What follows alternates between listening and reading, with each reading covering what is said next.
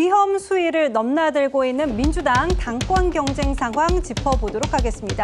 키워드는요, 작심하고 때린다 이렇게 뽑아봤습니다. 오늘 오후 5시 반입니다. 1차 컷오프 결과가 발표가 되는데요. 당대표 후보 5명 중 3명으로 이제 압축이 되는 겁니다. 갈수록 거칠어지는 유시민 작가의 입에 한번 초점을 맞춰봤습니다. 유시민 작가의 입이 민주당 당권 경쟁의 최대 변수로 떠올랐습니다. 대 권력은 100% 부패합니다. 아무리 품질 좋은 생선을 갖다 파는 어물전도 비린내는 나기 마련이에요. 그 비린내까지는 괜찮거든요. 이제 썩은 내로 가면 안 되죠. 이거 그냥 비린내가 아니에요. 좀 이상해요. 라고 누군가는 후각이 예민한 사람이 말을 해야죠. ABC 갈라치, 정권 필패 발언, 이런 것들이 반면이고 부절주의 아니면 뭡니까? 이런 것들을 비판하지 않고 어떻게 당이 바로 서겠습니까? 류 이재명 이런 거 있잖아요. 자칭 친명들이 벌이는 난동이 아니고 대통령과 그 대통령 우리가 잘 알지 못하는 어떤 참모들이 기획해서 시작한 거다. 류 이재명 세력의 수장은 이재명 대통령일 가능성이 높다.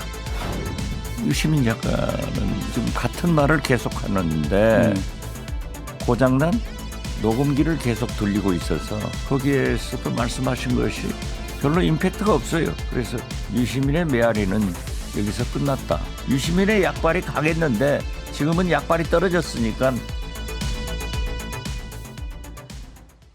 네, 유시민 작가의 좀 발언을 하나하나 짚어보기 전에 먼저 호준석 위원장님, 네. 그제 이제 유시민 작가가 방송에 나왔었고 오늘 또 방송에 나와서 발언을 할 거라고 하더라고요. 유시민 작가가 이제 본격적으로 방송을 재개한 건데 그 이유는 어디에 있다고 보십니까? 이익을 지키기 위한 거죠.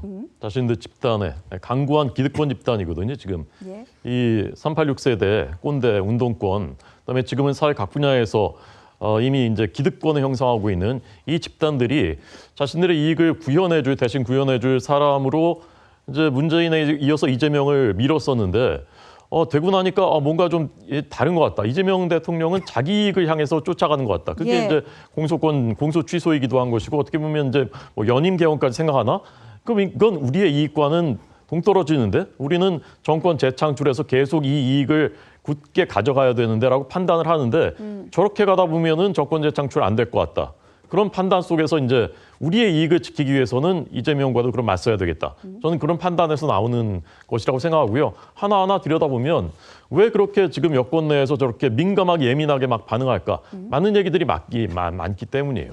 예. 그러면 예를 들면 공소 취소 거래설 같은 것도 한번 제기가 됐었던 건데 유시민 이분이 작가가 또 이제 사실상 그런 쪽으로 또 얘기를 했잖아요. 그러니까 명시적으로 얘기는 안 했지만 지지자들이 댓글로 또 달았단 말이에요. 그런 거 아니냐라고.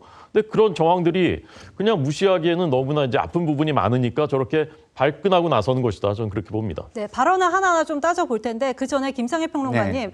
지금 유시민 작가의 발언들을 보면은 뭐 ABC론이 있었고요, 네. 증축론이 있었고, 필패론이 있었고, 어제는 급기야 이제 썩은 내론까지 냈습니다. 네. 이게 발언 수위가 점차 정말 높아지고 있는 거잖아요. 이렇게 높아지는 이유는 어디에 있다고 보십니까? 그러니까 이제 본인이 전선을 치는 역할을 자임하겠다 이렇게 하는 것 같아요. 예. 그렇기 때문에 전선을 쳐놓고 그 전선 속에 감정과 분노를 유발시켜서 분명한 뭐랄까요 선동을 해내겠다 이런 의지를 가지고 있는 건데 이 정도의 감정과 분노를 자극하고 선동을 하는 정도면 이게 같은 진영이라고 말할 수 있는 예. 건지 네.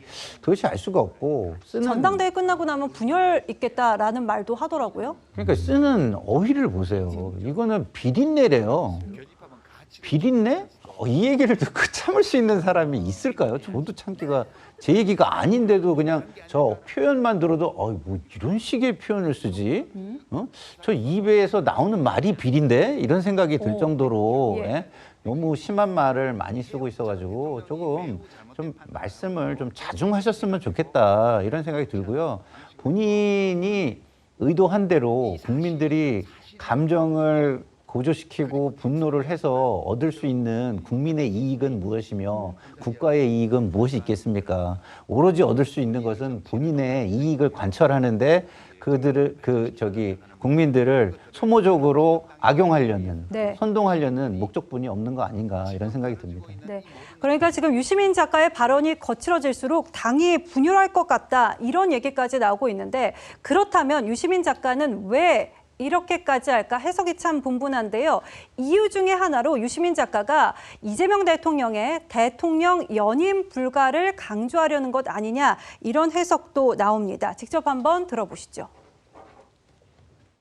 유시민 작가는 친문 부활을 위해서 저러는 거 맞냐? 이걸 계속 물어봐요. 그러니까 매우 폭력적이에요. 이재명 대통령 연임 불가능해요. 또 반명으로 가겠네. 그런 얘기를 왜 또? 그냥 할 얘기만 하세요. 헌법적으로 이재명 대통령 연임은 헌법적으로 불가능해요. 그것이 가능한 것처럼 전제를 두고 그리고 그것을 가로막는 자로 조국, 문재인, 유시민, 김어준 이런 자들이 다 그거를 가로막고 있다는 식의 언설을 공유하면서 네.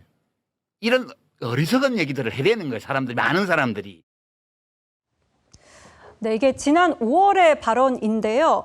자, 그러니까 진행자 같은 경우에는 친문 부활에 대해서 질문을 합니다. 그런데 유시민 작가는 들으셨다시피 연임 불가를 얘기를 하거든요. 정우상 위원께서 이와 관련해서 칼럼도 쓰셨잖아요. 왜 갑자기 연임 불가라는 얘기를 했을까요? 유시민 씨는 이 자신을 소위 문조 털몰로 얘기되는 소위 이제 그런 멸칭으로 예. 얘기하는 어떤 특정한 세력이 뉴 이재명 세력이라는 생각을 하고 있고 이 뉴 이재명 세력이 주장하는 대표적인 주장의 하나가 공소 취소 그리고 아직 공론화되지는 않았지만 이 뉴 이재명 세력의 핵심부에서 공공연하게 얘기를 하고 있는 게 이재명 대통령의 연임 문제입니다. 예. 어떻게 보면 둘 다 법적으로나 헌법적으로 사실상 어려운 매우 정치적으로 무리수인 두 가지 화두인데 뉴 이재명 세력의 스피커들은 저런 이야기를 한참 전부터 떠들어 왔었습니다. 그런데 지금 유시민 씨가 지금 아까 자신을 친문이라고 얘기하는 것에 대해서 어떻게 생각하느냐라고 얘기했던 반박하는 과정에서 나는 친문이 아니다라는 게 아니라 자기를 소위 문조 털로 얘기한 세력으로 몰아가는 세력에서 대통령의 연임을 주장하는 사람들이 있다. 근데 이걸 안 되는 거를 뻔히 알면서도 자신들의 정치적 목적을 위해서 나를 이런 식으로 공격을 한다라는 그런 어떤 해명을 하는 과정에서 굳이 물어보지도 않은 대통령 연임 불가 이야기를 꺼낸 건데 저는 유시민 씨가 지금 상당히 분노를 하고 있는 포인트가 검찰 개혁에 대한 대통령의 의지가 부족하다. 그리고 네. 외연 확장을 하려고 하는데 너무 원칙이 없다. 그리고 당무에 너무 개입을 한다. 이 세 가지 이야기를 했었는데 사실 검찰 개혁 문제 사실 별로 저는 중요하지 않다고 봅니다. 두 번째, 당무 개입 문제 역대 모든 대통령들이 다 했던 겁니다. 지금 예. 이재명 대통령이라 특별하게 뭐 강도가 높은 거 아니고요. 외연 확장. 지금 외연 확장이 예를 들었던 게 뭐 이병태 전 교수라든가 그리고 그 적십자사 인요한 이런 정도의 사람들을 영입했다고 해서 민주당 진영이 흔들리는 정도의 외연 확장이라고 볼 수 없습니다. 유시민 씨는 왜 자기가 저렇게 화를 냈는지 본격적인 이유를 정말 솔직하게 이제 얘기할 때가 된 것 같습니다.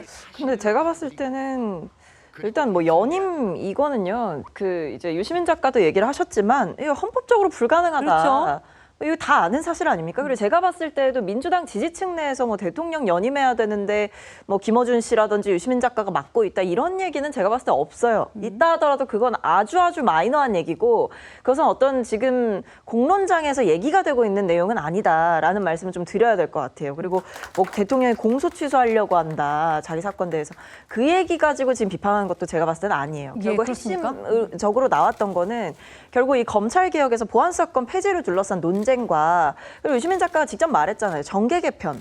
그것에 대한 얘기를 하는 거예요. 근데 저는 근본적으로 건건이는 뭐 어떤 사유가 된다라고 할지라도 비판의 사유가 된다라고 본인은 보는지 모르겠으나 근본적으로는 저는 결국에는 주류 교체에 대한 불안감이다. 그러니까 본인에 대한 어떤 존재감 그리고 본인이 그동안 뭐 본인을 포함한 지지층을 포함해서 어떤 이 지금 헤게모니가 지금 바뀌고 있는 거 아닌가라는 그 불안감이 있는 것 같아요. 그래서 저는 저렇게 이제 발언의 수위가 점점 높아지는 것도 저는 반응이 점점 떨어지고 있기 때문이라고 생각하거든요. 아, 예. 그러니까 예전만 하지 못하다라는 그렇죠. 거죠. 쉽게 말하면. 그리고 그 반응의 수위나 뭐 유시민 작가의 발언의 파급력이라든지 예를 들면 유시민 작가 얘기하면 아 우리가 그래도 그러면 저 말을 듣고 좀 바뀌어야겠다라는 얘기가 나오는 게 아니라 오히려 굉장히 많은 비난을 받았단 말이에요. 비판을 받았어요. 그러니까 감정적인 언어를 쓰시기도 했고 뭐 정권 지금 집권 2년 차에다가 필연적 실패의 길로 간다라고 하는 사람의 얘기를 어떻게 저희가 좀 받아들일 수가 있겠습니까? 그러니까 그런 점에서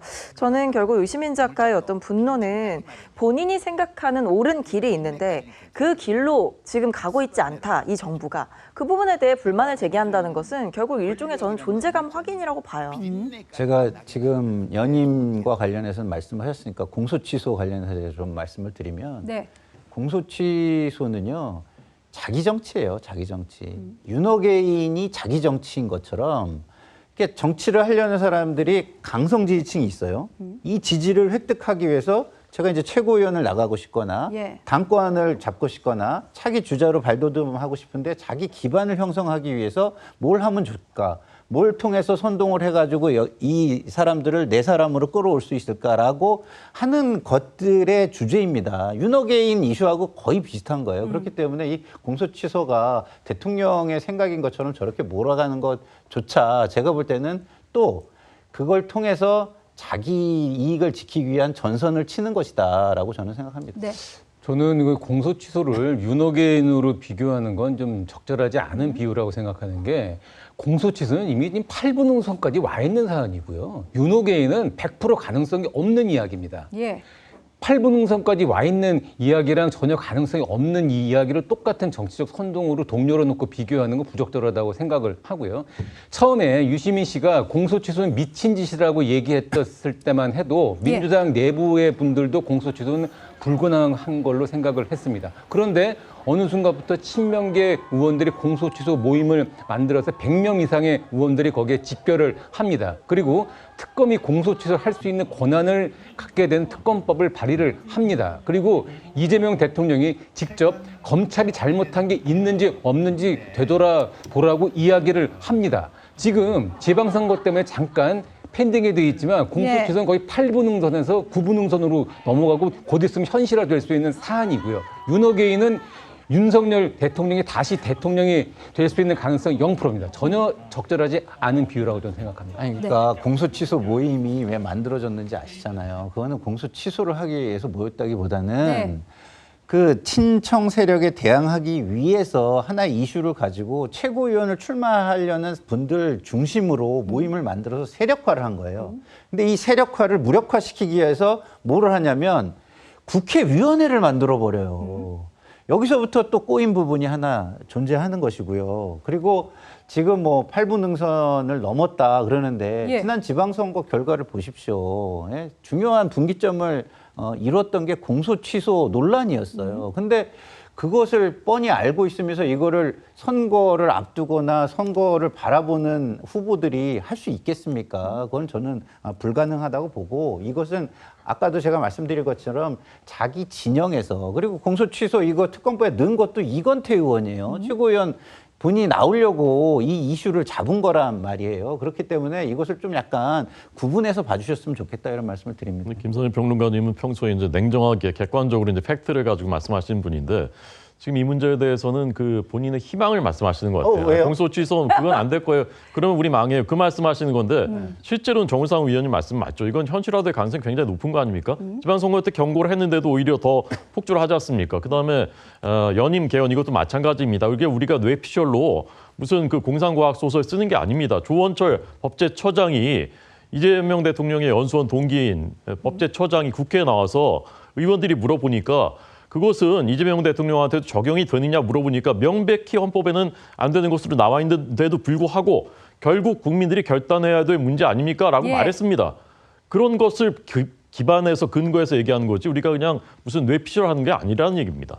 폭주라는 표현을 쓰셨는데 그러면은 지금 윤호개인이 당권을 아직도 잡고 있는 국민의힘은 그거는 폭주인가요? 뭔가요? 그러니까 저는 희망을 얘기하는 게 아니고요. 국민들이 뭐 예를 들어서 지금 기득권을 가진 사람이 국회에 나와서 자기 입장이 좀 약간 곤란한 부분이 있으니까 한 얘기와 네. 국민들의 판단이 같을 수가 없어요. 국민들은 아니 이게 정말 헌법적인 공론화장에서 헌법 개정의 이슈로 올라와가지고 네, 토론이 네. 되지 않는 한 이걸 어떻게 받아들이겠습니까?